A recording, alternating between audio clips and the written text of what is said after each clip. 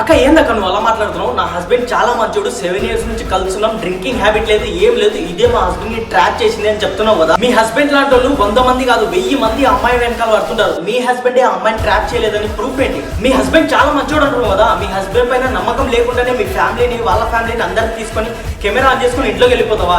మీ మొగుని పైన నమ్మకం లేదని. నువ్వు అక్కడికి వెళ్ళిన తర్వాత అమ్మాయిని తిడుతున్నావు, అమ్మాయిని కొడుతున్నావు, కానీ మీ హస్బెండ్ ఏమంటలేవు. ఎందుకు? మీ హస్బెండ్ కెరియర్ ఏం కాకూడదనా? ఇంకోటి ఏమంటారు అక్క, నువ్వు 10 మంది పడుకునే దాంతో పడుకుంటావా? చీనా. మీ మొగుడు కూడా 10 మందితో పడుకోలేదని గ్యారెంటీ ఇస్తావా? అక్క నువ్వు ఏమన్నావు?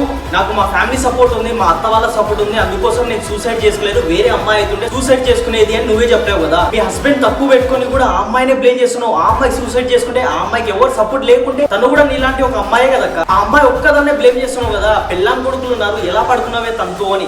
మీ మొగుడికి లేదా? నాకు పెళ్ళాం ఉంది, నాకు కొడుకున్నాడని మీ మొగుడికి లేదా? ఈ వీడియోలో నేను ఏం చెప్తున్నానంటే, నీ మొగుడు తప్పు చేసినాడు, ఆ అమ్మాయి కూడా తప్పు చేసింది, ఇద్దరు కలిసి తప్పు చేసినారు. ఆ అమ్మాయి ఒక్కదాన్ని బ్లేమ్ చేయడం చాలా పెద్ద తప్పు.